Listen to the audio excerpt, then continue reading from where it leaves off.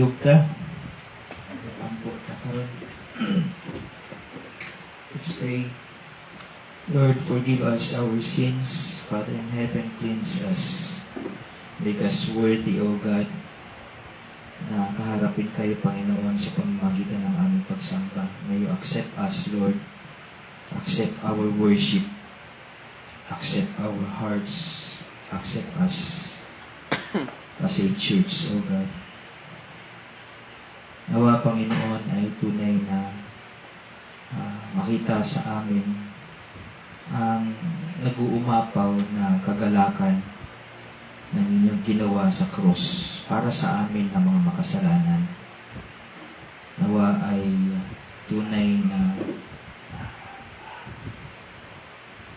mag-manifest, O God, ang kaligtasan na inyong ipinagkaloob sa amin kahit na kami ay mga unworthy people. So Lord, may you continue to bless us as we worship you, O God. And may you be glorified in our midst, be exalted, O Lord, be big, makita ng buong-buo ang iyong pagka-Diyos sa aming kalagitnaan, sa aming pakikinig ng iyong salita. Tunay na ikaw ang siyang maipataas at maluwalhati at madakila. May also bless our brothers and sisters na hindi namin kasama ngayon. Asan man po sila, Panginoon, ikaw po ang siyang magbigay ng proteksyon sa kanila. Naway patuloy na ipaalala sa kanila na higit sa lahat, ikaw ang pagtuunan namin ng buong-buong pagtingin, ng buong-buong naming mga puso, isipan, kalakasan, at kaluluwa. Dahil ikaw ay tapat na Diyos sa isang hindi tapat at makasalanang taong katulad namin. Patnubayan niyo po ang lahat, Panginoon, sa aming pagkakaisang gagawin ngayon sa pagsamba sa inyo. May we really be united, O God, in heart, in hope, in one Lord that we have in Christ Jesus. May be glorified as we worship you in spirit and in truth. This we pray in Jesus' name. Amen.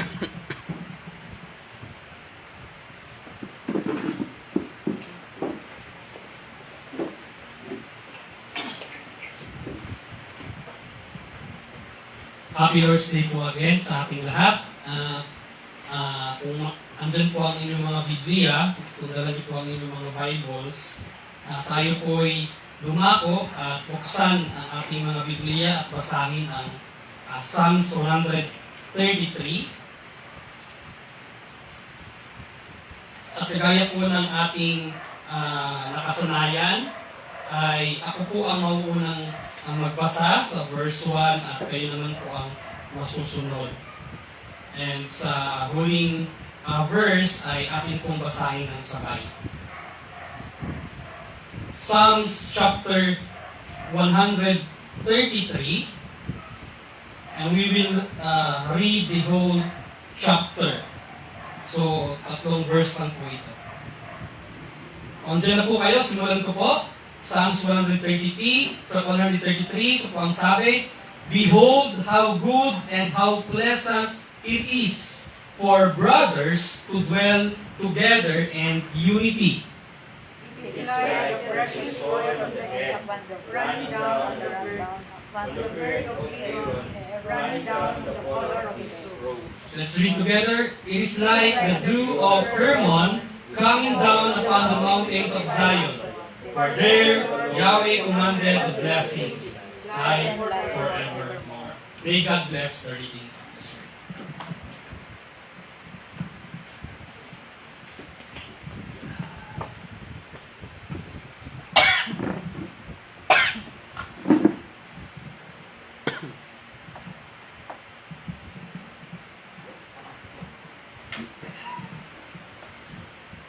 Let's go to our worship song, and as as we begin our first song, ating pong ibigay ang ating mga boses and ating mga puso sa ating pag-awit sa Kanya. At ating pong unang kanta ay galing po sa Sovereign Grace na ang title ay How Great, inspired sa Psalms 145.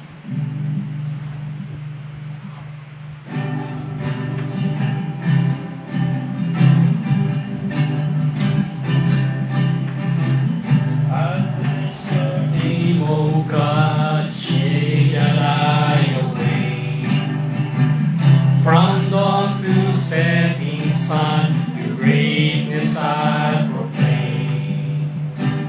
Your glory far exceeds all human thought. So with each breath I bless your name, O God. Verse 1. Your name will be revered by children yet to come. As generation sing, as generation sings of wonders you have done. Your strong and mighty deeds are always near. O God most high, your name will be revered. How great! How great is the Lord, and greatly to be praised. How great is the Lord our God. How great is the Lord, and greatly to be praised. Amen. Your gracious hands provide for all who live and pray. Your mercy runs to find the helpless and the weak. Yes, Lord. When we call out to you, you hear our cries. Amen. And all our needs your gracious hand provides. How great! How great is the Lord, and greatly to be praised. How great is the Lord our God. How great is the Lord, and greatly to be praised.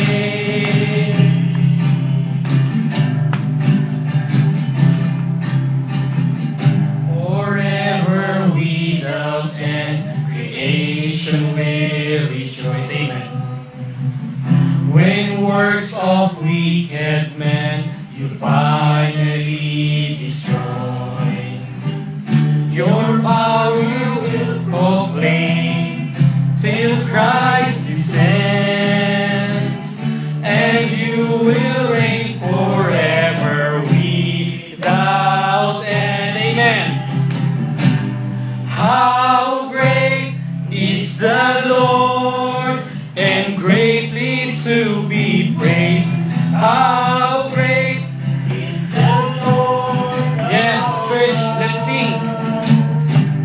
How great is the Lord, and greatly to be praised. And greatly to be praised. Amen. Indeed, He deserves our praises and worship. And as we continue to sing our song, and may we give our best, no? Ibigay po natin ang ating buong puso. Namnamin po natin ang ating kinakanta. At unawain natin ng mabuti at mainam yung salita na ating binabanggit, no? At maunawaan natin na tunay na He is greatly to be praised. And our second song, atin pong kantahin ang How Great is Our God. Sinulat po ni Chris Tumlin.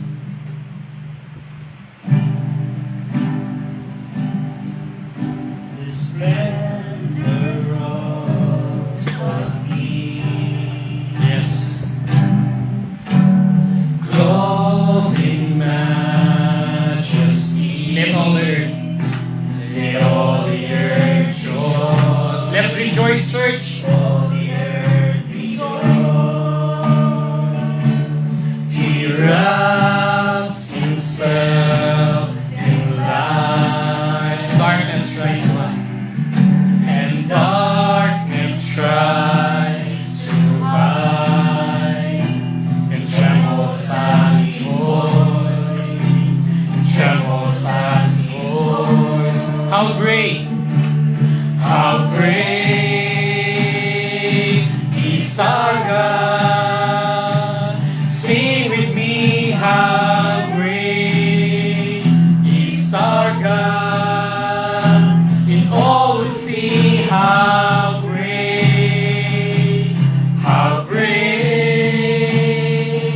is our God.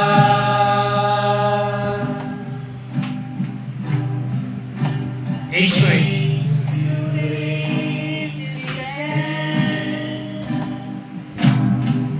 And time is in His hands, beginning and the end, beginning and the end. The Godhead 3 in 1. The Godhead three in one.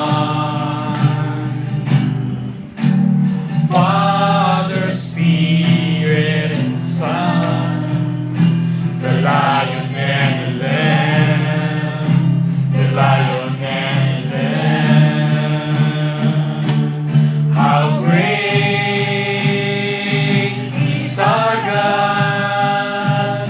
Sing with me, how great is our God! In all we see, how great is our God. Name above all names. Name above all names, you are worthy of our praise. And my heart will sing.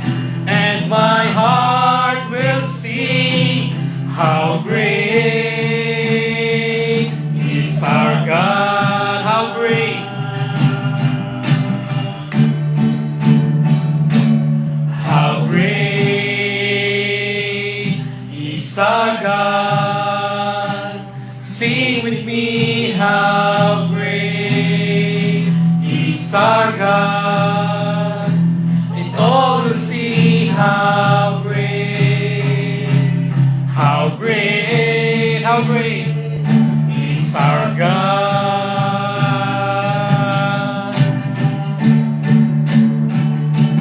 How great is our God. Sing with me, how great is our God. Indeed, He is great, great. How great is our God.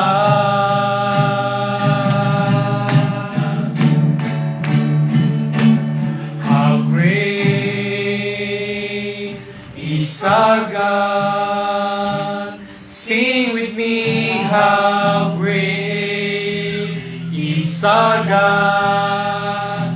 And all will see how great is our God.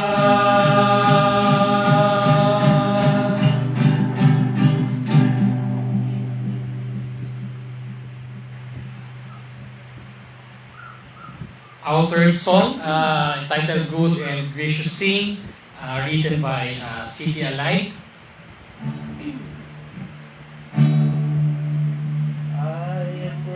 The throne of glory,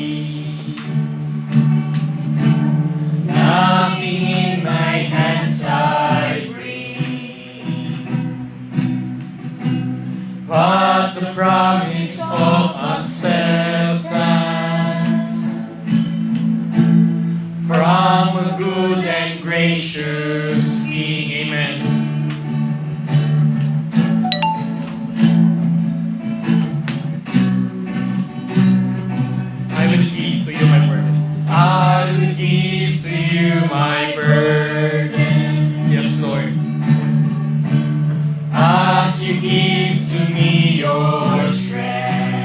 Come and fill me with your spirit. Come and fill me with your spirit. As I sing to you this praise. As I sing to you this praise. You deserve the greater glory. You deserve the greater glory. Overcome, I lift my voice to the King in need of nothing. Amen. Empty-handed I rejoice. You deserve the greater glory. You deserve the greater glory. Overcome with joy I sing. By your love I am accepted. You're a good and gracious King.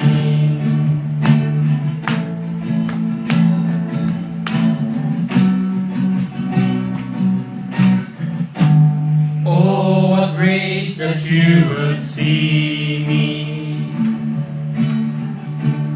as you trod and as your friend. Amen. Safe, secure in you forever. I pour out my praise again. You deserve the greater glory. You deserve the greater glory. Overcome, I lift my voice to the King in need of nothing. Empty-handed I rejoice. You deserve the greater glory. Overcome with joy I sing.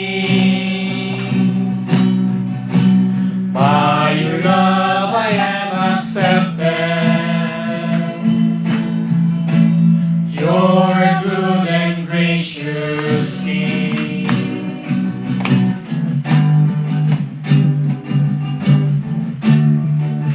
Let's see the bridge. Holy, holy, Lord Almighty.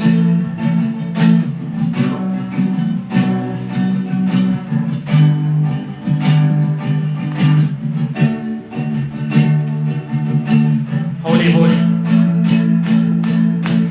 Holy, holy, Lord Almighty, good and gracious, good and gracious. Holy, holy, Lord Almighty, good and gracious King. Holy, holy.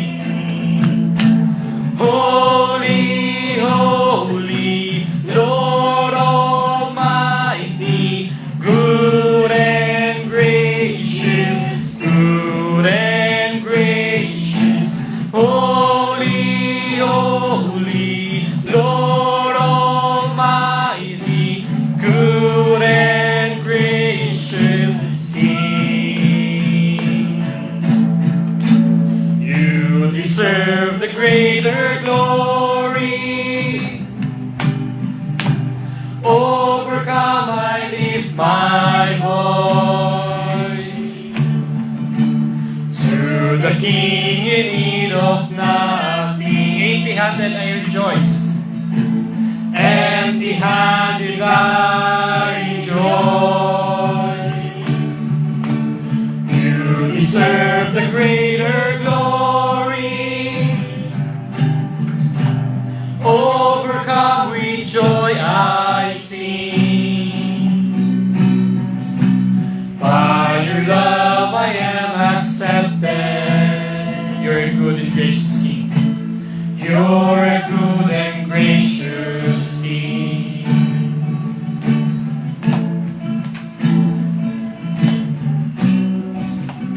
You're a good and gracious King.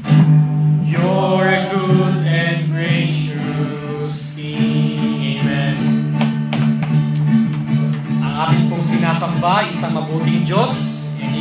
so gracious to us, and He will come again as a King, and we will all bow down to Him, and we will say, He is our Lord, and He is our Savior. Let's give a clap of praise to our King, and let's now be seated.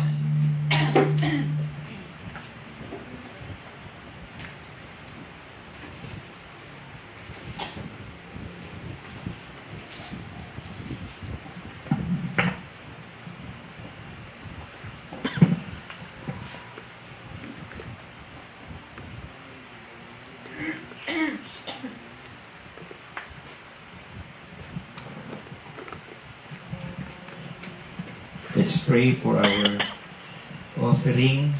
Lord, once again, we bow down, kneel down, and come to your throne of grace with gratefulness in our hearts, with praises, with thanksgiving that you have given us eternal life. You have forgiven our sins, saved us from sure destruction, and transferred us from darkness to light, from death to life. We thank you, Lord. Ikaw ang unang nagbigay, ikaw ang unang nagmahal, Panginoon. Hinanap niyo po kami at kami po ay inyong niligtas. It is but right, O God, to praise you, to thank you, to offer everything to you. Salamat, Panginoon. You count us worthy to bring our offering this morning. We offer our lives, our hearts, our families, and everything that is in us, O God. Lahat po sa amin, even our resources. Sa inyo po nanggaling ang lahat. Wala pong sa amin. Kaya, Panginoon, tanggapin niyo po kami at ang aming mga dadalhin sa inyong paanan ngayong araw na ito. Nawa ikaw po ay malugod, maluwalhati at maipataas sa pamamagitan ng aming mga pagbibigay. Ito po ang aming isinasamot, idinadalangin sa tanging pangalan ng aming Panginoong Jesucristo. Amen. Let us now bring our offering.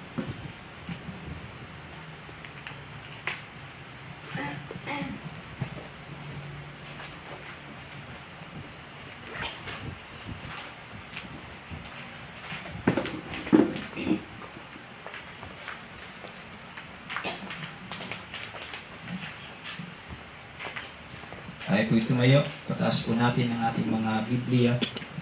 Sabay-sabay natin bigkasin ang ating Bible pledge.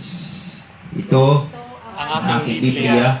Naniniwala ako na ito ay salita ng Diyos. Walang labis, walang kulang.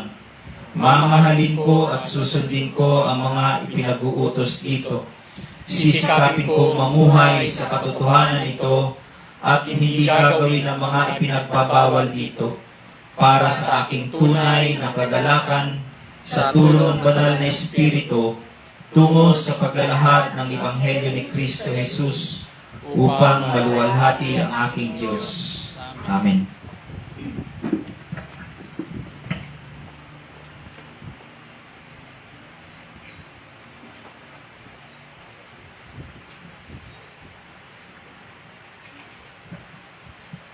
Atin po ulit buksan ang ating mga Biblia para po sa ating scripture reading.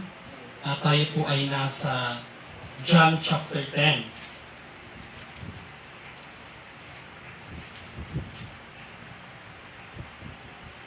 John chapter 10 at tayo po ay magsisimula sa verse 22 hanggang verse 30.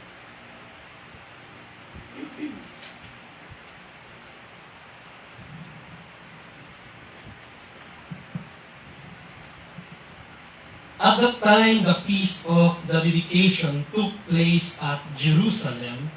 It was winter, and Jesus was walking in the temple in the portico of Solomon. The Jews then gathered around him and were saying to him, "How long will you keep us in suspense? If you are the Christ, Tell us openly." Jesus answered them, "I told you, and you do not believe. The works that I do in my Father's name, these bear witness of me. But you do not believe, because you are not of my sheep. My sheep hear my voice, and I know them, and they follow me. And I give eternal life to them, and they will never perish, ever.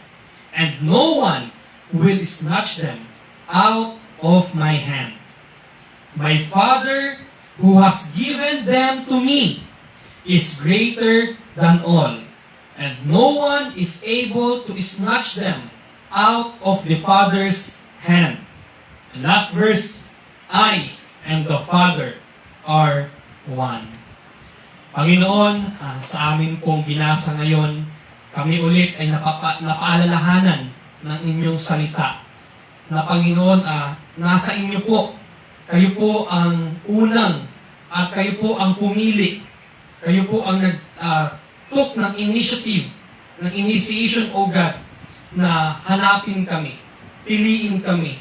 At hindi niyo po ito ibinigay o nakasalalay sa amin. Dahil by nature, as human, sinful creatures, O God, hindi po namin kakayanin at gugustuhin na piliin po kayo. Dahil po sa aming mga kasalanan na amin pong minamahal at ginagawa. But Lord, salamat po sa inyong napakalaking grace, sa inyong biyaya na inyong ipinakita at ipinaranas po sa amin na inyo pong mga iniligtas at pinili. Bago niyo pa man, Panginoon, likain ang sanlibutan, ang mundo, ay meron na po kayong mga pinili. Kagaya po ng aming napakinggan, ng mga nakaraang linggo, Panginoon, na ipinaunawa ninyo sa amin ng labis-labis, na bago niyo pa likain ang mundo, ay meron na kayong mga pinili. Meron na kayong mga elect. Ito po, Panginoon, ay ang mga tupa ni Jesus. Salamat, Lord, na you considered us, you chose us before the foundation of the world. Salamat, Panginoon, na meron kaming confidence to shout this truth because we know, Lord, na kami ay inyong binago, kami ay inyong niregenerate, kami ay inyong binuhay muli from our sins. Kami ay inyong iniligtas from our sins. Kami ay inyong pinatawad sa aming mga kasalanan at ipinakilala at dinala sa aming Panginoong Hesus na siyang magre-reconcile sa aming relasyon sa inyo. At siya ang nagbigay ng nagpanumbalik sa aming tamang relasyon po sa inyo. Kaya, Panginoon, kami ay lubos na nagpapasalamat na hindi nyo kami iniwan na ignorant and arrogant na hindi namin makita, malaman, at maunawaan ang inyong salita. Hindi nyo pinabayaan ang inyong mga anak at binigyan ninyo, Panginoon, ng Biblia, ng Scripture, ng sa gayong Panginoon. Lahat po ng tao, hindi lang po kami na inyong mga iniligtas sa aming kasalanan, kundi lahat po ng tao ay makarinig ng Ebanghelyo, makarinig ng inyong salita, nang sa gayon, wala pong sino man ang magkakaroon ng excuse pagdating ng panahon. At lahat po ng makakarinig ng inyong salita, doon po sa inyong mga pinili ay sila po ay magkakaroon ng ability, ng kakayanan na lumapit sa inyo at sumampalataya kay Jesus. Dahil po, Panginoon, hindi nyo sila papabayaan at hahayaan na hindi sila makalapit sa inyo. Bibigyan niyo po sila ng kanilang pangangailangan. At ang yung pong pangangailangan na yun ay ang banal na spirito na magre-regenerate pabago sa aming puso nang sa gayon magkaroon ang inyong mga pinili ng kakayanan na lumapit kay Jesucristo at sumampalataya sa Kanya at tumalikod sa kasalanan. At yun po ang nangyari sa aming Panginoon. Again, by our own strength, by our own initiative, hindi po namin ito gagawin, Panginoon, because we are slaves of our sin. But, there is a but, O God. Thank you for your grace. Thank you for choosing us. Thank you for saving us. Thank you for snatching us from our slavery, from being a slave to sin, and being dead in our trespasses and sin, O God. Salamat na hindi kami pinabayaan ng aming Panginoong Hesus, na kami lang ay mapariwara at sundin ang aming mga ninanais, kundi kami ay tunay na iniligtas ng aming Panginoon sa pamamagitan ng kanyang kamatayan sa krus. And kaya kami ay kanyang binuhay muli, kanyang binago at binigyan ng pagkakataon na magkaroon ng maayos na pakikipagrelasyon sa inyo bilang aming Ama na nasa langit. Hindi na lang po kami, Panginoon, isang ordinaryong tao, kundi kami na ngayon ay mga saints. We are not just sinners, but saints, O God. Kami ay inyong dineklara ng mga santo because hindi dahil kami ay mga mabubuting tao, kundi dahil lamang kay Kristo Jesus na aming righteousness. Salamat, Panginoon, sa banal na Espiritu na patuloy na nananahan sa amin at kumikilos sa aming buhay, na patuloy na sinasanctify kami at binabago ang aming mga karakter, ang aming mga pamumuhay, nang sa gayon tunay na maging worthy kami sa aming pagkatawag at sa aming pagkapili, Panginoon. Kaya Lord, patuloy ninyong i-change ang aming mga buhay, patuloy ninyong ipakita sa amin na kami ay tunay ninyong mga pinili. Kami ay tunay ng mga tupa ni Jesucristo. At kung meron man pong mga panahon o mga pagkakataon kami ay nadadapa sa kasalanan, nakakasigurado, meron kaming confidence. We know na hindi kami pinapabayaan ninyo. Alam namin na hindi kami papabayaan ng Panginoong Hesus. Alam namin na hindi kami papabayaan ng banal na Espiritu. Dahil tutulungan ninyo kami na kami ay magsisi at manumbalik sa aming pakikipag-fellowship sa inyo, pakikipag-relasyon sa inyo, at hindi kami mananatili sa kasalanan. Nawa, Lord, patuloy ninyong baguhin ang aming mga buhay, ang bawat isa sa amin na narito ngayon, ang bawat miyembro ng iglesia ito. And nawa ay patuloy namin kayong sambahin, piliin, paglingkuran, at ibigay po, Panginoon, ang aming buong puso at buong buhay na sa paglilingkod sa inyo nang walang pag-aalinlangan. At ngayon, Panginoon, na aming ulit papakinggan ang inyong salita na dadalhin po ng aming pastor, nawa ay bigyan nyo kami ng matatalas na pandinig at mga pusong malalambot na sa gayon ay willing itong at maging receptive sa inyong word, ready to accept, to listen to your word today. At maging blessing po lagi sa amin ang inyong salita. Nawa hindi kami tamarin at hindi kami mapagod na pakinggan lagi ang inyong salita dahil tinitingnan namin ito bilang isang pagkain para sa aming mga kaluluwa. And nawa ay mabusog kami, Lord, sa inyong salita at patuloy na ito ay mag-manifest sa aming mga buhay at maging tunay na ilaw at asin kami sa mundong ito na nangangailangan ng reconciliation, nangangailangan ng Savior, which is si Jesus Christ. So Lord, help us today as we hear your word. May we have a receptive hearts and a renewed mind na ready to accept and to be corrected and to be rebuked and to be convicted, ready na willing na magpabago araw-araw sa pamamagitan ng inyong salita. So Lord, may you bless us and may we give our all for your own glory. This is our prayer in Jesus' name. Amen.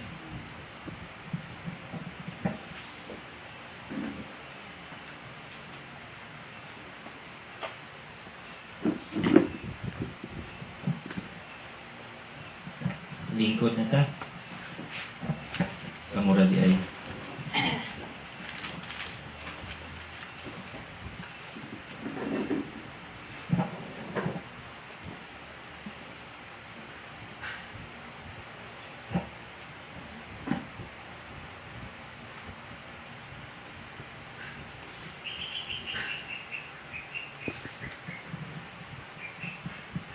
Ito po yung continuation ng ating sermon last 2 Sundays ago. Sa John chapter 17, yung high priestly prayer ng ating Panginoong Kristo. At ang pamagat nito ay Understanding Christian Unity. Understanding Christian Unity. Once again, babasahin ko. Binasa ko na yung buong passage last nung unang serye natin. Ang babasahin ko is yung focal point natin dito na nasa verses 20 to 23. 17, 20 to 23. Sabi niya rito sa English Standard Version, I do not ask for this alone, but also for those who will believe in me through their word, that they may all be one, just as you, Father, are in me, and I in you, that they also may be in us, so that the world may believe that you have sent me. The glory that you have given me, I have given to them, that they may be one, even as we are one. I in them, and you in me, that they may become perfectly one, so that the world may know that you sent me, and love them, even as you love me. Kailangan natin last noong unang serye na isa sa mga problema ng mundo ay ang pagkakawatak-watak or yung pagiging disunited, ano? So, isa yon sa pinakamalaking problema ng mundo. At nalaman din natin na maraming mga paraan ang ginagawa ng tao upang ma-reunite ang isa't isa. No, may mga actions upang himukin, tawagin, kumbinsihin ang mga tao sa pagkakaisa. So, nalaman natin na may mga andyan yung United Nations, Global Peace Foundation, United Youth for Peace and Development, at marami pang iba. No? So, kahit dito sa ating bansa, marami ding mga panawagan ng pagkakaisa. But ito ba ay naayon sa pagkakaisa na sinasabi at idinudulog ng ating Panginoong Jesucristo sa kanyang Ama? Pagkakaisa na gustong mangyari ng ating Panginoong Jesucristo para sa kanyang iglesia, para sa kanyang sangkatauhan, para sa kanyang mga pinili at iniligtas. Ito ba ang gusto niya? So, nalaman natin sa pamamagitan ng ating passage na first and foremost ay kung titignan natin ang buong context o ang buong passage ng chapter 17 ay makikita natin unang ipinag-pray ng Panginoong Hesus ang kanyang sarili. No? Sa verses 1 to 5, chapter 17, verses 1 to 5. He prayed to the Father for Himself. Gusto niya makita natin yung unity ng Triune God. No? The Father, the Son, and the Holy Spirit. Sila ay perfectly united sa kanilang mission of salvation. No? Yung Triune Head, yung Triune God, yung Trinity, the Father, the Son, the Holy Spirit, they are very united, nagkakaisa sa mission nila to save sinners. No?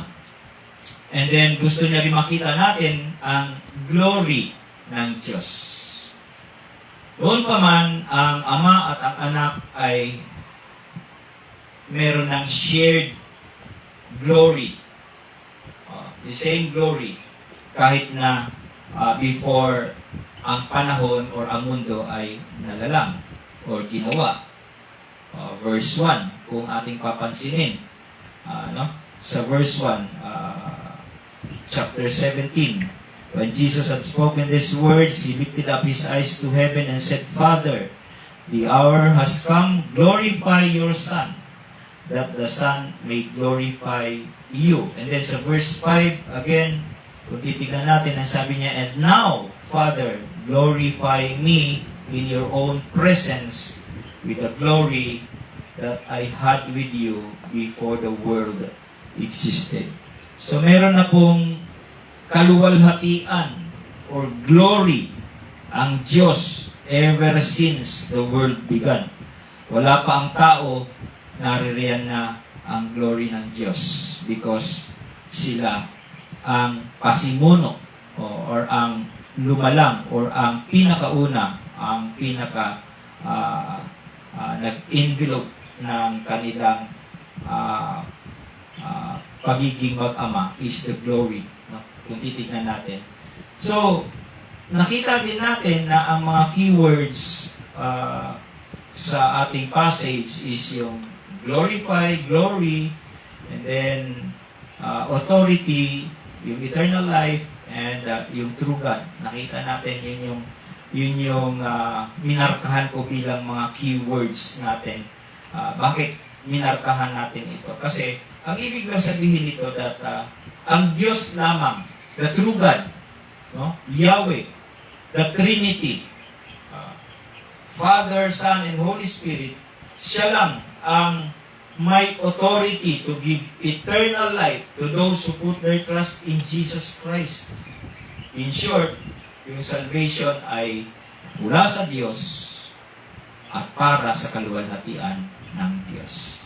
The second na nakita natin is praying for His disciples. Yung mga naging disciples niya noong naririto pa siya sa mundo. Titignan natin verses 6 to 19.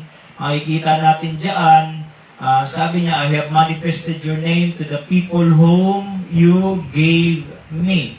Sino itong people na to? So, kung titignan natin, verses 6 to 19, makikita natin doon, 19 times inulit-ulit yung they, them, their, those, these, at may importansya ito. Kaya kapag nagbabasa kayo ng Biblia, pag may nakita kayong inulit-ulit na mga words, dapat magtaka kayo.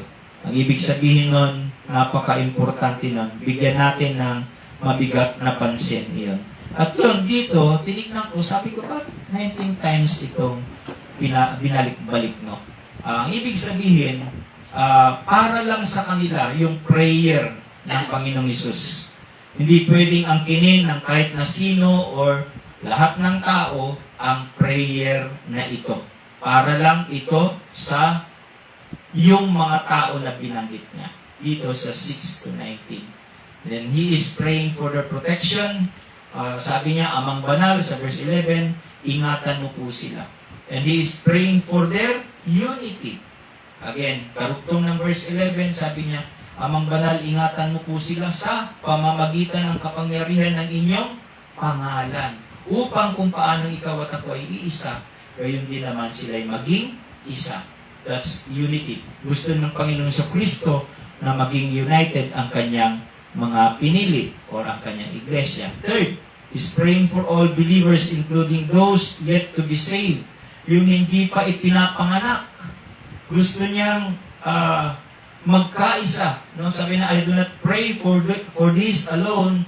In other words, hindi lang yung mga nasa verses 6 to 19 na nabanggit ang gusto niyang magkaisa, kundi pati yung mga makikinig sa kanilang mensahe, sa kanilang pahayag. Yung mga ipapanganak pa, no? Mga future na darating. But also for those who will ever believe and trust in me through their message, sabi ng Amplified Bible. Again, Jesus is praying for their unity, verses 21 to 23, that they all may be one, that they may be perfected and completed into one, sabi ng Amplified version. No? Sabi niya, may be perfected and completed into one. He's praying na kung nasaan man siya, makasama niya sila sa verse 24. Sabi niya, Father, I desire that they also whom you have given to me may be with me where I am. Bakit? Bakit? So that they may see my glory which you have given me before the foundation of the world. No? He's praying that God's love also may be in them sa lahat ng kanyang pinili. Sabi niya sa verse 26, so that the love with which you have loved me may be in them, overwhelming their heart, and I in them. Sa Amplified Bible. So, yun yung mga nakita natin last 2 Sundays ago. So, doon pa lang, malalaman na natin na hindi pala talaga, yung prayer na ito ay hindi para sa lahat ng tao. Mayroon lang distinct people, particular people, na inalayan ng Panginoong Jesucristo ng dasal na ito, panalangin na ito sa kanyang Ama. Yung panalangin na i-strengthen sila, yung panalangin na i-unite sila, magkaisa sila, ay para lang sa particular na mga tao ito. This morning, we will continue, no? Papatuloy natin, titignan natin ngayon yung basis or yung mga principles ng Christian unity. May mga principles na dapat sundin sa ating mga buhay, lalo na kapag ang nakasalalay ay ang ating pananampalataya kay Kristo Jesus. Hindi pwedeng basta-basta lang. No? Hindi pwedeng, okay lang, kahit magka-burubalintong, sabi nga ng Bisaya, burubalintong na ilang programa diha, bahala na, basta makasimba ko. It's not like that. Hindi po pwede yun. May mga principles of worship. May mga principles of Christian living. At mayroong principles of Christian unity. At yun yung titignan natin. Bakit natin pag-aaralan yun? Dito sa high priestly prayer ng Panginoong Hesus, meron ding principles na kailangan sundin. Bakit? At stake kasi yung ating testimony bilang mga followers of Christ. No? At stake. So, maraming nag-claim that they are followers of Christ, pero kung titignan mo yung kanilang, did they really understand the Christian unity? Yan yung mga tanong.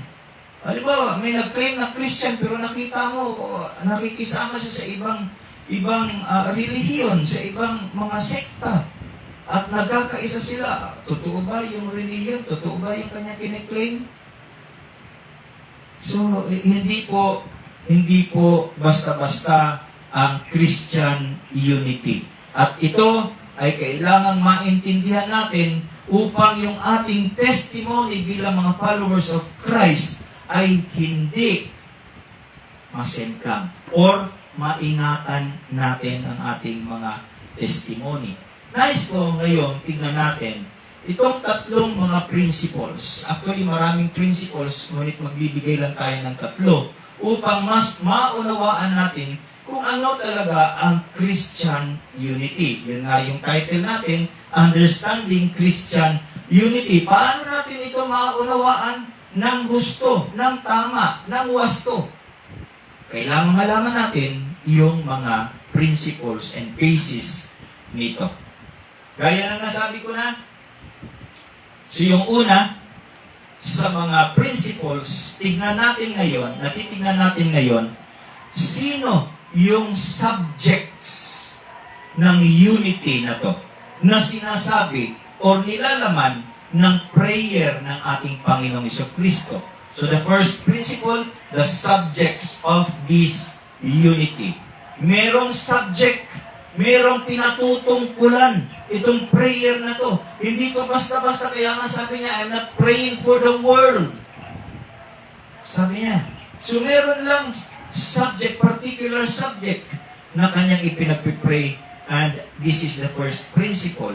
Gaya na nasabi ko na, napaka-importanting malaman natin bakit inuulit-ulit ang mga salitang they, them, their, those, these, 19 times to be exact, in verses 16 to 19 only. Ano ang importance or relevance nito sa prayer ni Jesus Christ sa kanyang Ama sa langit? sino itong they na ito? Sino sila? At marami po tayong nakitang kasagutan sa tanong na ito mula sa ating passage. Una, na nakita natin dito, sa katanungan, sino itong they na ito? Kasi sila lang yung ipinagpipray ni Jesus Christ. Sino sila? Una, sila ang mga nakatanggap ng revelation about God mula kay Jesus Christ. Tanungin natin ngayon yung ating sarili. Nakatanggap ba ako ng revelation about God mula kay Jesus Christ? Maybe hindi sa Kanya personally, but through His Word, through the Scripture. Natanggap mo ba yung revelation about God? Kasi yun yung una na makikita natin. Sino itong they na ito? Na first principle, the subjects of this unity. They, sabi niya, sila ang mga nakatanggap ng revelation about God mula kay Jesus Christ. John 17 verse 6, sabi niya, I have manifested your name to the people. O, pag sinabing to the people, hindi lahat yan, kundi ito ay particular people lamang. No? I have, sabi si Jesus Christ nagsasalita, I have manifested your name. Sino yung your name? Your name, Father. I have manifested to these people, to them. Marami nagsasabi na yung 11 apostles daw yan. To these 11 apostles. To them. No? Yun yung una. Sila yung mga nakatanggap ng revelation about God mula kay Jesus Christ. Pangalawa, sino itong mga they na ito? Sila ay sa Diyos. Pagmamay-ari ng Diyos. Verse 6 and verse 9. Ano ang sabi diyan? Sa Magandang Balita Biblia, sabi niya, sila ay sa iyo. Sabi ni Jesus Christ. Sila, Ama, ay sa iyo. Sila yung galing sa iyo dahil sila ay sa iyo. Sabi niya. No? So, verse 6 and verse 9. Of course, marami pa tayong mababasa sa Scripture patungkol sa mga taong pagmamay-ari ng Diyos, yung kanyang pinili na sinasabi natin, at sa mga taong hindi para sa Diyos o yung mga hindi pinili. Halimbawa na lang, John 8:47. Tignan natin. John 8:47, anong sabi niya? Ang mga anak ng Diyos. Sino daw? Ang mga anak ng Diyos ay nakikinig sa salita ng Diyos. Ayun lang mga anak ng Diyos ang nakikinig sa salita ng Diyos. Pagpatuloy natin. Ngunit, sabi niya, hindi kayo mga anak ng Diyos. Meron din pala mga hindi anak ng Diyos. Kanino kaya silang anak? Of course, sa kabila. No? Ngunit, hindi kayo mga anak ng Diyos, kaya hindi kayo nakikinig.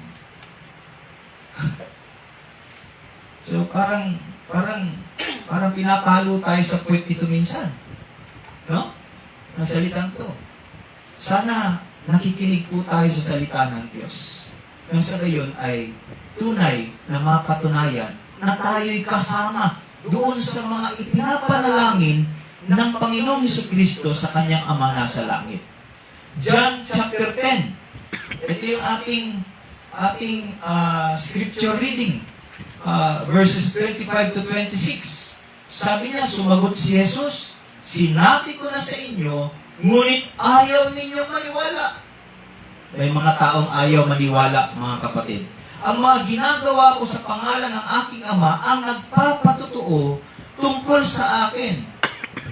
Ano yung sumunod na sinabi niya? Ngunit ayaw ninyong maniwala sapagkat hindi kayo kabilang sa aking mga tupa. Yung mga hindi nakikinig sa salita ng Diyos at yung mga hindi naniniwala sa salita ng Diyos ay hindi kabilang sa tupa ng Panginoong Jesucristo. Revelation 17 verse 8. Anong sabi niya? Ang mga taong nabubuhay sa lupa na ang pangalan ay hindi nakasulat sa aklat ng buhay mula pa ng likhay ng sanlibutan ay magigilalas kapag nakita nila ang halimaw sapagkat pinatay na siya ngunit muling lilitaw. Asan yung punto natin dito? Yung mga taong nabubuhay daw sa lupa na ang pangalan ay hindi nakasulat sa aklat ng buhay.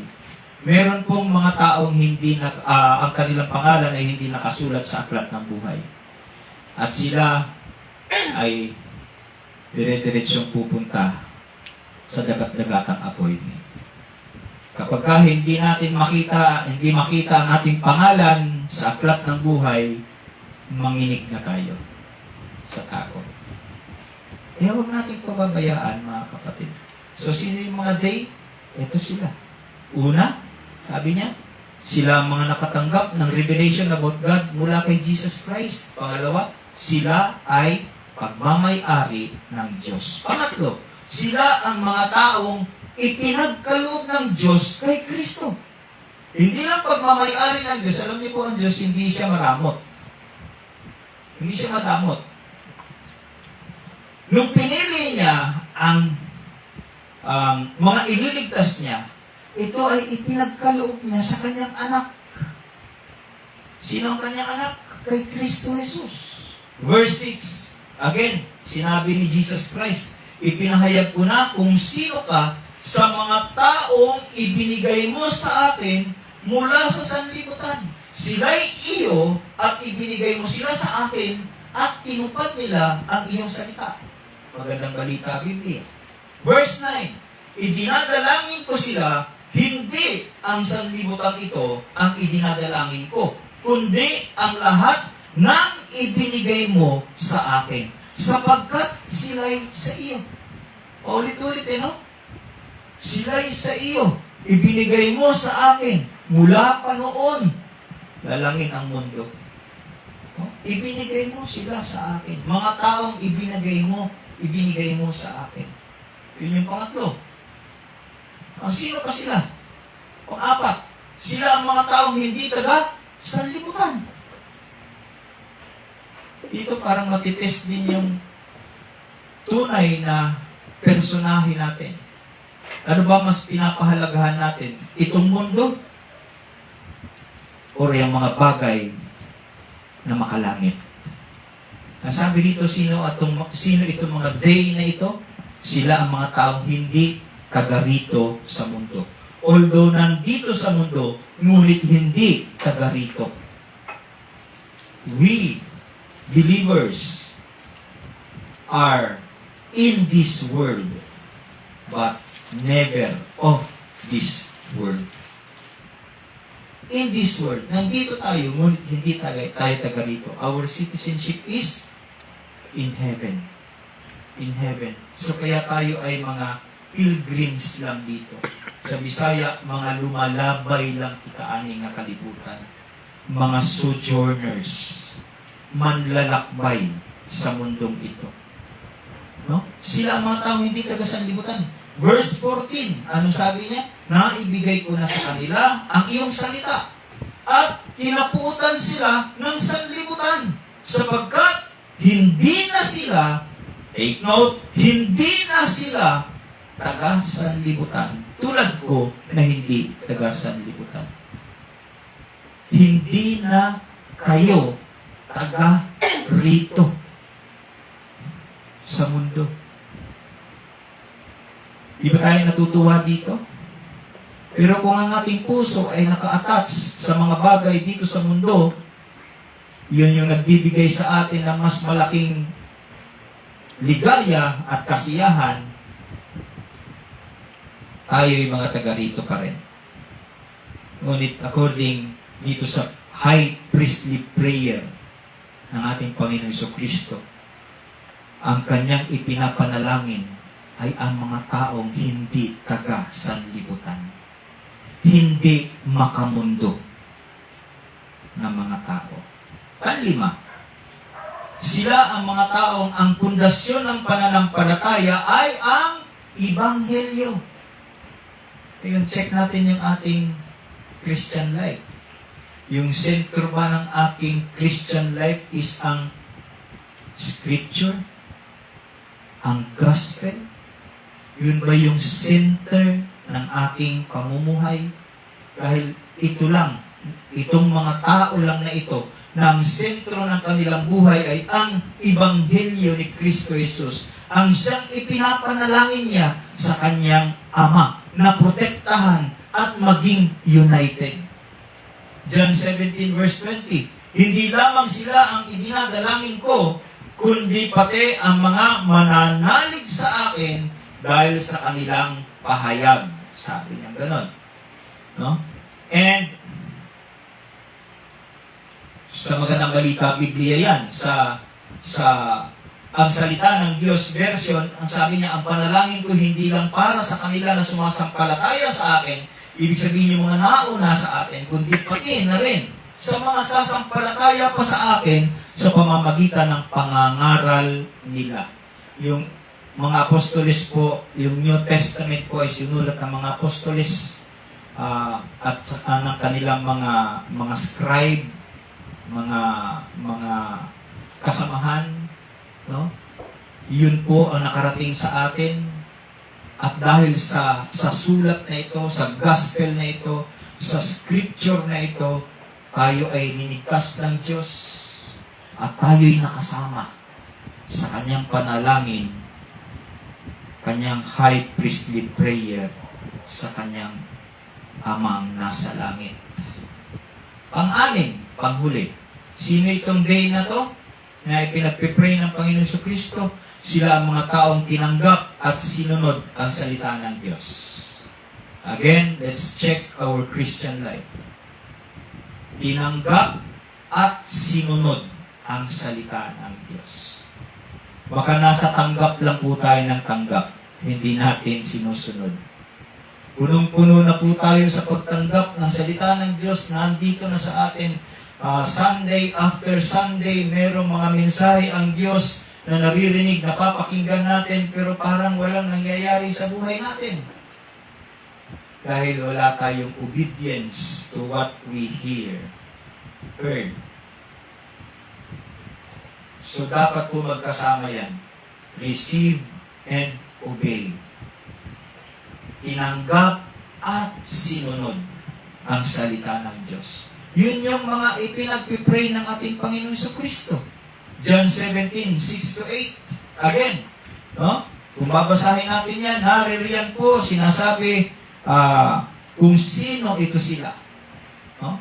Tinanggap at sinunod nila ang salita ng Diyos o ang Ebanghelyo ng Panginoong Jesucristo. Now, ano ibig sabihin ng passage na to? According to MacArthur New Testament Commentary, sabi niya gano'n, the doctrines of divine sovereignty. Ano yung divine sovereignty? That God elected sinners for salvation in eternity past. That's the sovereignty of God. Nag-elect siya noon pa man. No? Wala pa ang mundo, wala pa ang panahon. No? Nag-elect ang Diyos ng mga sinners na kanyang ililigtas. No? That's divine sovereignty and human responsibility. Ano naman itong human responsibility? Na yung sinners are held accountable for how they respond to the gospel. Tayong mga makasalanan, upon hearing the gospel of our Lord Jesus Christ, paano ka nag-respond? Paano mo ito tinanggap at sinunod? Yun yung response. Tinanggap at sinunod. Paano? So that's the human responsibility. So sabi niya, ulitin ko, sabi ni John MacArthur, the doctrines of divine sovereignty and human responsibility are both clearly taught, itinuturo ng malinaw in Scripture and play an important role in this prayer of our Lord Jesus Christ.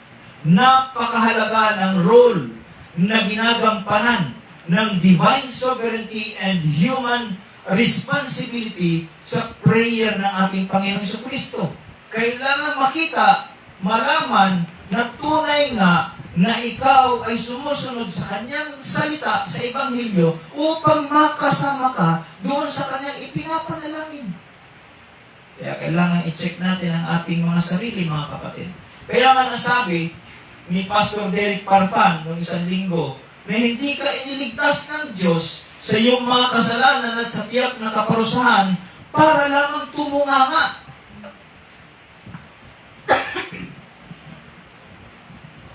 At dugtong pa niya, meron tayong trabahong dapat gampanan. Wala nga lang sahod, sabi niya. Trabaho lang pero walang sahod. Kaya siguro wala tayong gana. Trabaho lang kasi pastor eh. Pero kung may sahod dyan, pupunta ako. Nauna na po yung sahod. Nauna na po yung reward. At yun ay ang eternal life na pinagkaloob sa atin. Yung salvation. Dahil sinave ka, hindi ba kayo natutuwa? Nauna yung kabayaran bago yung trabaho. Usually, nauna yung trabaho bago sweldo. Pero sa ating mga Christians, inuna yung reward. We are saved.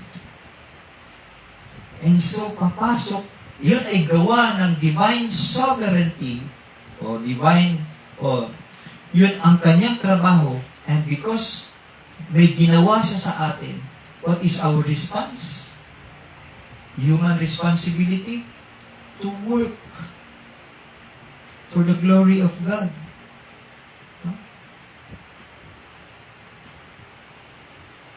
Makikita rin natin dito kung gaano ka-gracious ang Diyos through our Lord Jesus Christ. Dahil kung papansinin mabuti ang mga apostolis ng Panginoon, tingnan ninyo yung 11. Tingnan muna natin yung 11 apostles. Kasi meron isang di ba? Meron isang nagluid, nagtaksil.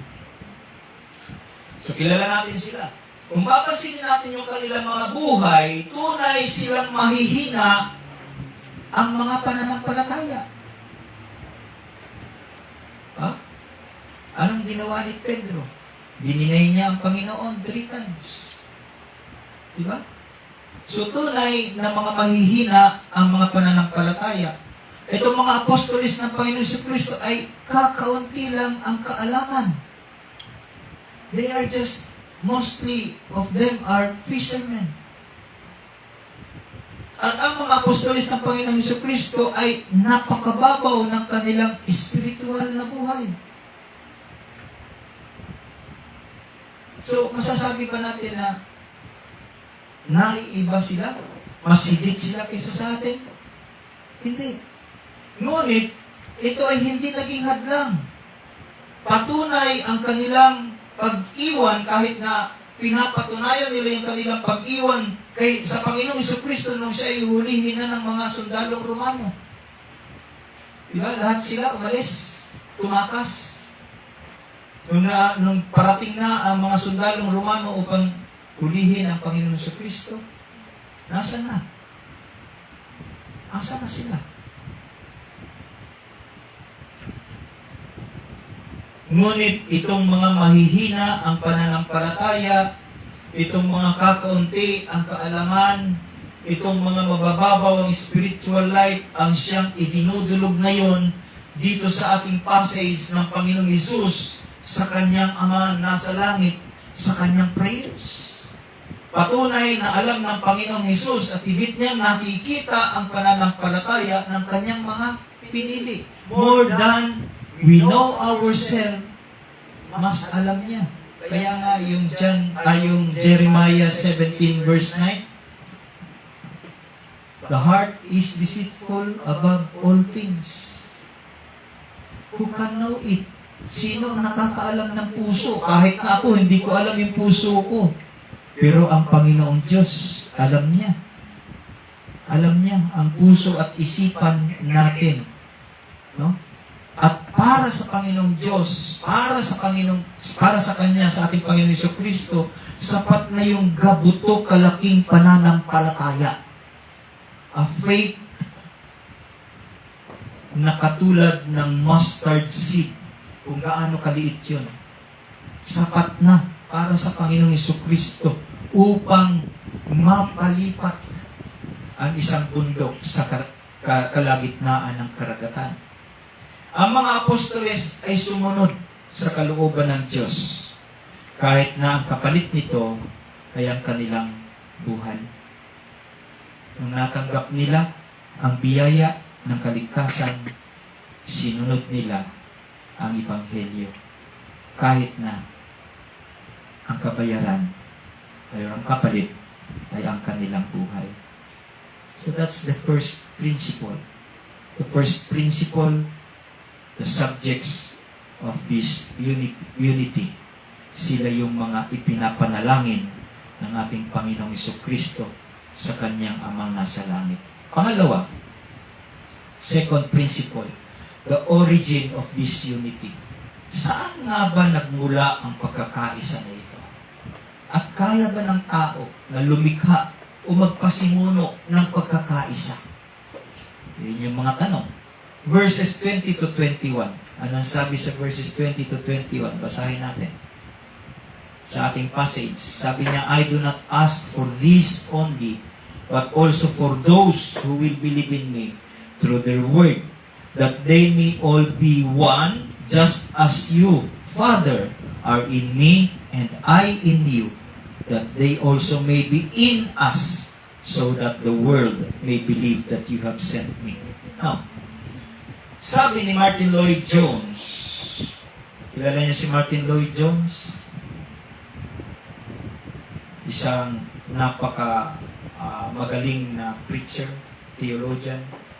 Sabi niya, nowhere in this chapter is there an exhortation or an appeal to people to produce a unity. Sabi niya, wala pong panawagan sa passage na ito, sa chapter 17 ng John, na magsimula tayo ng pagkakaisa. Wala pong panawagan ganon, sabi ni Martin Lloyd Jones. Nowhere in this chapter, sabi niya, is there an exhortation or an appeal to people to produce unity. Our Lord is saying that the unity is already there. Nandyan na yung unity. No? Hindi mo kailangan gawin. Wala kang dapat gawin. No? Already in existence. It is the unity of those who have believed the truth concerning Him, concerning Jesus Christ, and His work. Our Lord, knowing that He is now about to leave the world, and that they, the apostles, are going to be exposed to the attack of the evil one and all the forces of temptation of sin and evil, is praying to His Father to keep them in the unity that already exists. Yung prayer po na ito ng ating Panginoon Jesucristo para sa kanyang mga pinili, sa mga believers, upang sila'y magkaisa, yung pong prayer na yon ng unity ay existent na. Nag-i-exist na noon pa man. So, meron ng origin. Sino ang origin? Mamaya, malalaman natin kung saan ba nanggagaling itong unity na to. Pagpatuloy ko yung sabi ni Martin Lloyd Jones, sabi niya, our Lord is not dealing with something at which we should aim.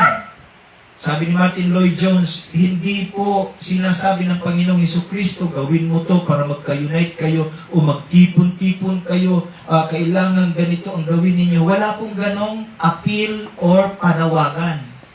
No?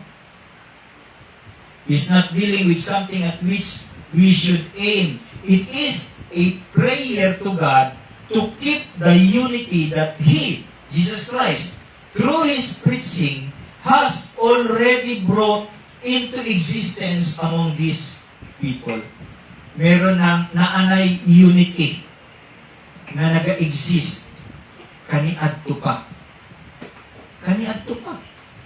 Ganon din po yung sinasabi ni John MacArthur regarding sa passage na ito. Sabi niya, I don't believe, sabi ni John MacArthur, I don't believe this is a wish that doesn't come true. Sabi niya, itong prayer na to, alam niyo, ito po yung prayer, yung pleading ng Panginoong Jesucristo sa kanyang Ama. Sabi ni John MacArthur, I don't believe that this wish doesn't come true. Hindi ako naniniwala na hindi ito magkakatotoo, sabi niya. Why? Because the Son, Jesus Christ, never prays for anything that the Father doesn't will. Ano man ang hilingin ng anak, ipinagkakaloob ng Ama. Dahil iisa sila. They were united ever since the world began. So the Son, consistent sa pagpapatuloy ni MacArthur, so the Son, consistent with the will of the Father, is praying that believers would all be one in the same way. That the Father and the Son are one. In what way? It is not experientially. Hindi experience. Hindi emotion. Ang magkakaisa. No? Sa mga believers. But essentially, in essence, they share the same life. So he is not saying, sabi ni John MacArthur, dito sa prayer daw ni Jesus Christ, hindi daw sinasabi ng Panginoon sa Kristo, I hope that they'll get along as well as we get along. Naintindihan niyo yan? Huh? Hindi ganun yung prayer ng Panginoon sa Kristo. He is saying, sabi ni MacArthur, I want those who belong to me, those believers of Christ, to share the same eternal life that we share. And that prayer is answered every time a person is saved.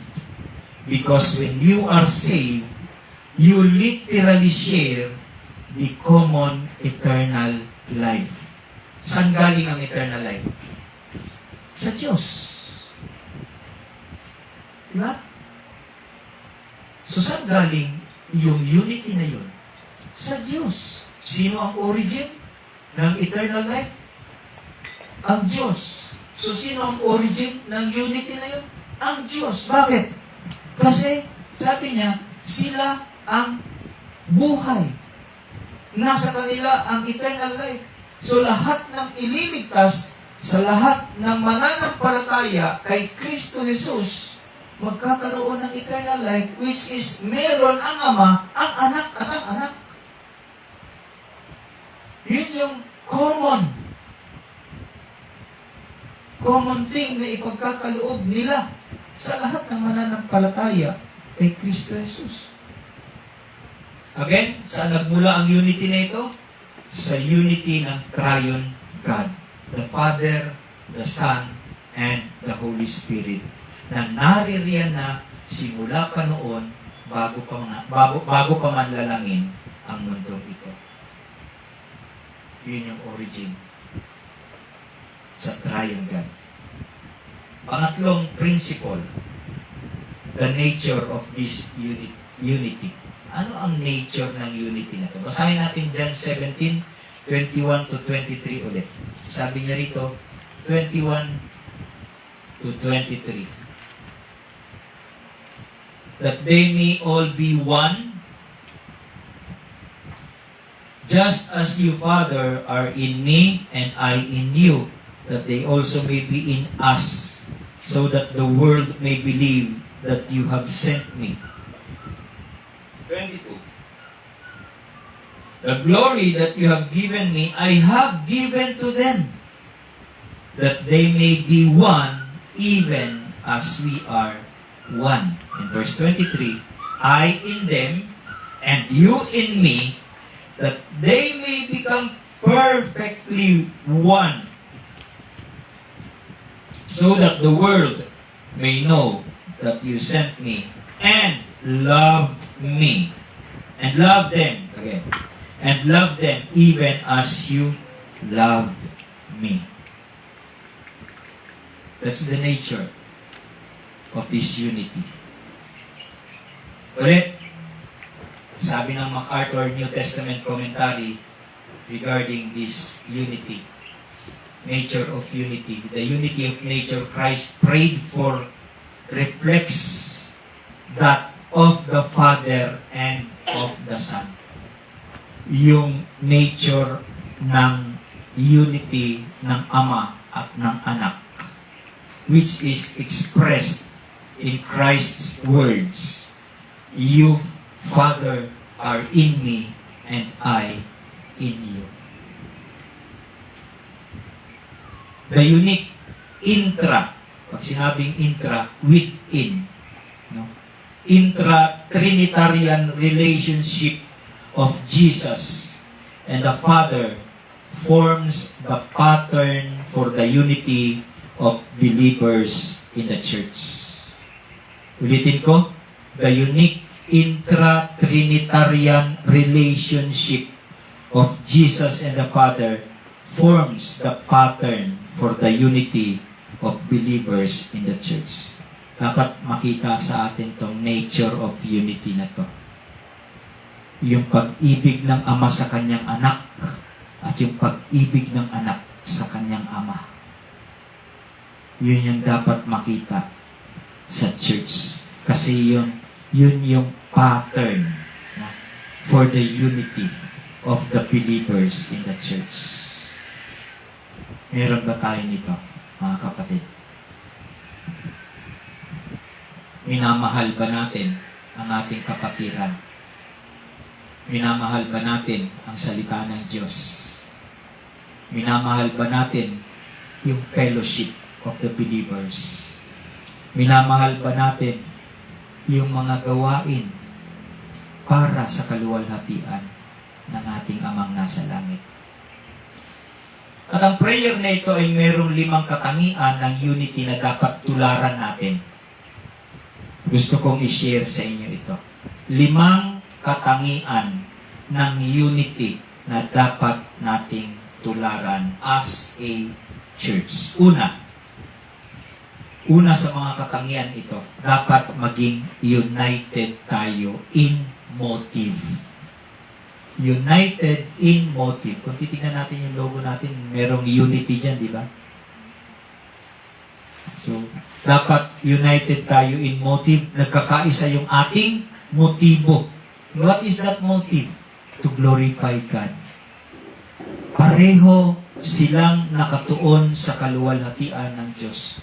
Yung Ama at yung Anak ay nakatuon sa kaluwalhatian ng Diyos. Ang church ay nagkakaisa rin sa isang karaniwang pangako sa kaluwalhatian ng Diyos. Ano yung pangako ng church? Basahin natin sa 1 Corinthians 10:31. 1 Corinthians 10:31. Ito po yung unity na dapat meron tayo, no? Para sa kaluwalhatian ng Diyos. Andiyan na kayo? 1 Corinthians 10:31. Whether you eat or drink or whatever you do all to the glory of God. Lahat. Kumakain ka man, umiinom ka man, nakaupo ka man dyan, nakahiga, o kung ano man ang mga ginagawa mo. Sabi niya, gawin niyo ito para sa kaluwalhatian ng Diyos. Yun dapat meron tayo. United tayo doon. United in motive. And that is to glorify God. Pangalawang katangian ng unity na dapat nating tularan. Kailangan maging united tayo in mission. United in mission. Nagkakaisa sa misyon. At ano ang mission natin? To evangelize. Kita niyo yan sa ating ano? Exalt, edify, evangelize. Our mission, the greatest command of our Lord Jesus Christ, to go and share the gospel to the lost. This is evangelism. Parehong ang Ama at ang Anak ay may common goal. And even the Holy Spirit, the Triune Head, meron silang common goal. Ano yung common goal nila? Tubusin ang mga lost sinners. The redemption of lost sinners. At pagkalooban sila ng eternal life. Common goal ng Triune God. That is also for us. United in mission. Paano natin magagampanan yun? Hindi naman tayo nagbibigay ng eternal life. Hindi natin kayang ipagkaloob yun. Tanging ang Diyos ang nakakapagbigay ng eternal life. But we can share in His common goal in redemption. Paano? Para ma-redeem yung mga makasalanan, we have a work to do. Meron tayong trabaho. And that is to evangelize the lost. Hindi natin alam kung sino mga elect. Kaya kailangan nating humayo. No? Eh kung alam lang natin kung sino yung mga elect, hindi na tayo hahayo, pero hindi natin alam eh. Kaya meron tayong participation sa redemption bilang mga ni-redeem ng Panginoong Diyos. And that participation is to go, to evangelize, to share the gospel of our Lord Jesus Christ. United in mission. Pangatlong katangian ng unity na dapat nating tularan as a church, kailangan nating maging united in truth. United in truth. Nagkakaisa sa katotohanan. The church is also unified in its commitment to proclaiming the truth of God's Word. Dapat unified tayo. Nagkakaisa tayo sa pag-proclaim ng katotohanan. Hindi lang basta-bastang yung sinasabi, wala naman talagang ibang gospel, pero yung tinatawag na yung ibang gospel daw. So, kailangan natin i-share ang truth, yung totoong ebanghelyo. Yung totoong salita ng Diyos, hindi salita ng tao. Pang-apat na katangian ng unity na kailangan nating tularan. We are to be united in holiness. In holiness. Nagkakaisa sa pagiging banal. When the world see the church, kapag ang mundo nakita niya ang church, ang iglesia, na united in the pursuit of holiness, nagkakaisa sa pagkinabuhing balaan, unbelievers will be drawn to Christ. Unbelievers will be drawn to Christ. At ang panlima, na katangian ng unity na ito na dapat nating tularan, kailangan maging united din tayo in love. United in love. Nagkakaisa sa pag-ibig. Love is the glue. Yun yung pandikit that binds believers together in unity. Basahin natin. Colossians chapter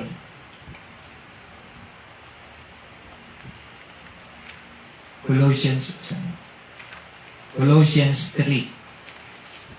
Colossians 3 verse 14. Yan na kayo? Colossians 3:14, sabi niya sa ESV, and above all this, put on love, which binds everything together in perfect harmony. Pag-ibig lang po ang makakapagbigkis sa atin bilang mga mananampalataya ni Kristo upang tayo'y magkaisa. Love is the glue that binds believers together in unity.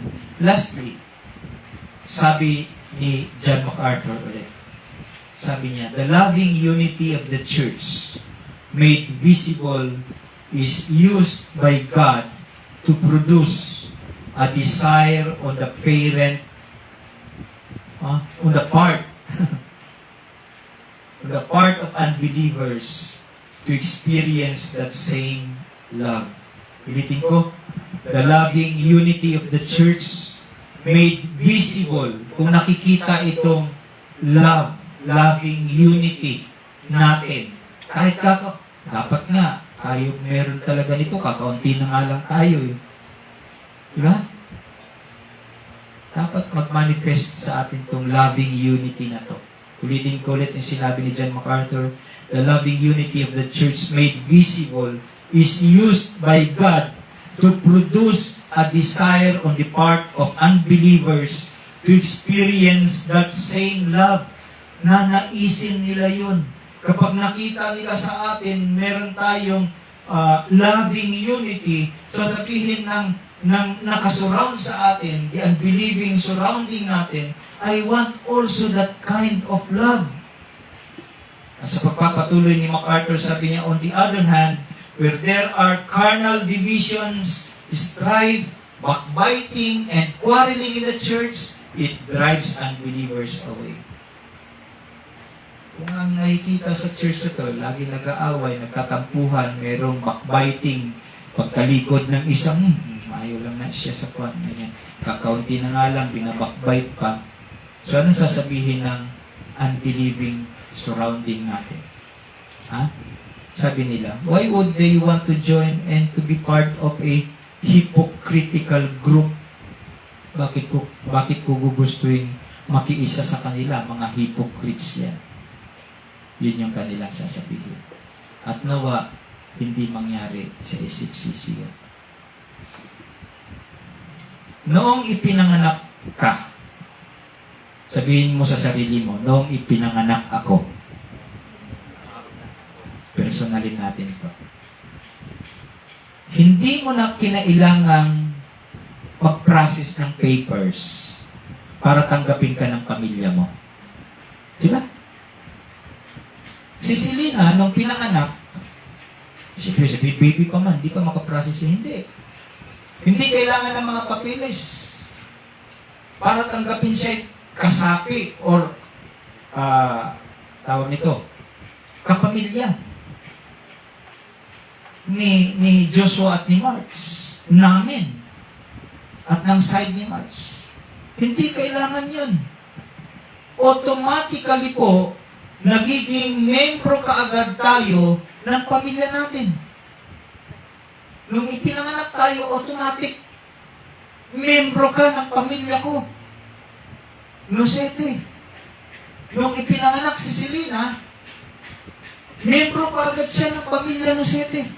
Nung ipinanganak si Ikay, ganoon din. Membro sila ng Lucete family. Given po ito sa ating lahat.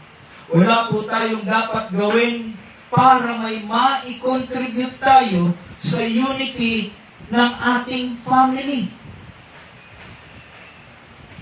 Isipin nyo, may na-contribute ba kayo para tawagin kayong Ramos, siblings, or Atsaron, or militar family? May ginawa pa kayo? Nung pinanganak kayo, may ginawa pa kayo na ano? Wala, di ba? Automatic yun. Wala tayong maiko-contribute, mga kapatid, sa unity natin sa ating family. Automatic na naging anak ako ng aking tatay at nanay, at automatic na naging kapatid ako ng aking mga kapatid. Ganon din naman sa church. Ganito ang nangyayaring unity sa mga believers when they receive Christ. Parehas na parehas. Huh? Automatic. When you receive Christ, when you trust Christ, repented of your sins and turn away from it and return to Christ Jesus, you are automatically you belong to the Christian family. You belong to the Christian family. Automatic na na-unite sa ibang mga believers saan mang dako naroroon. Hindi nakakaapekto ang lugar, hindi nakakaapekto ang kulay, or ang gender, or ang denomination kung saan ka under. Automatic ang pagiging kabilang natin sa pamilya ng mga mananampalataya ni Kristo. Tayo ay isang pamilya. So sabihan mo yung kapatid mo, ay yung katabi mo, tayo ay isang pamilya. Tayo isang pamilya. At bilang isang pamilya, ito yung lagi nating naririnig sa ating mga magulang. tandaan niyo to. Naririnig natin lagi sa ating mga magulang. Ano yan? Bilang pamilya. Huwag kayong mag-aaway ha. Magkakapatid kayo. Diba? Diba?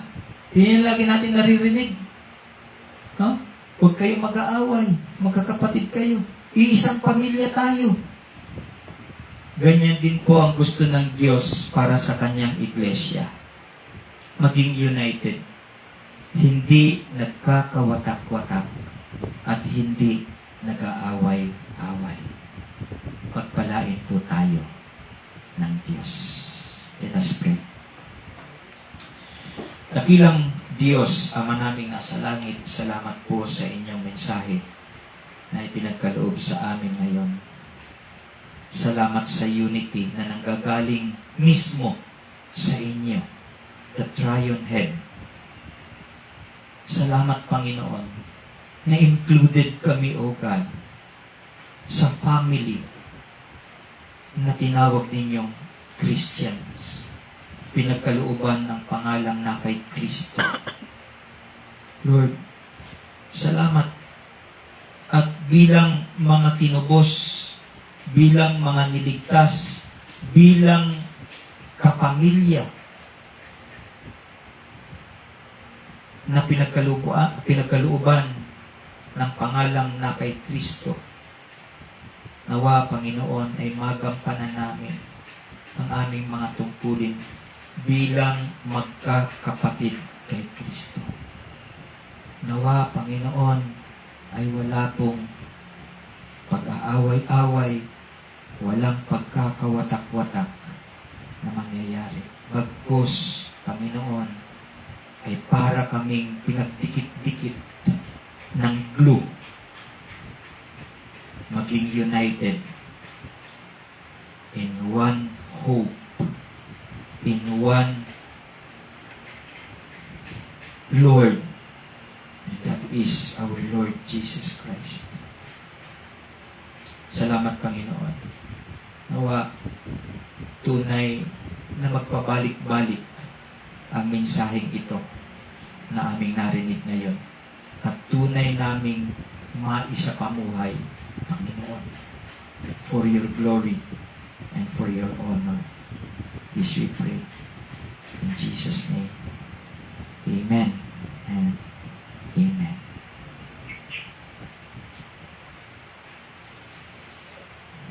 Are you blessed? If you are blessed, nanyayahan ko kayong tumayo.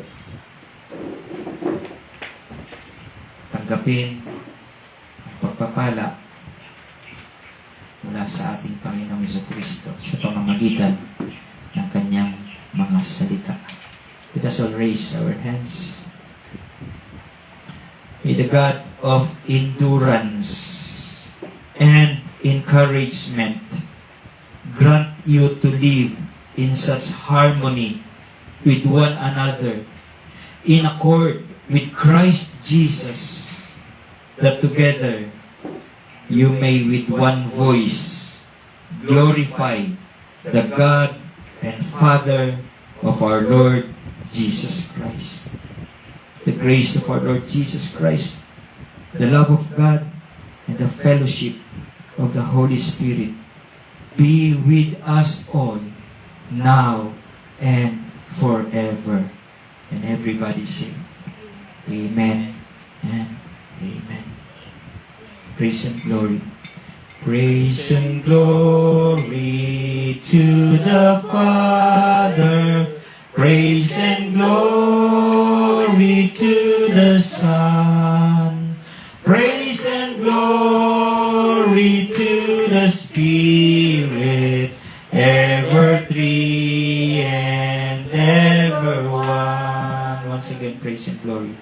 Praise and glory to the Father. Praise and glory to the Son.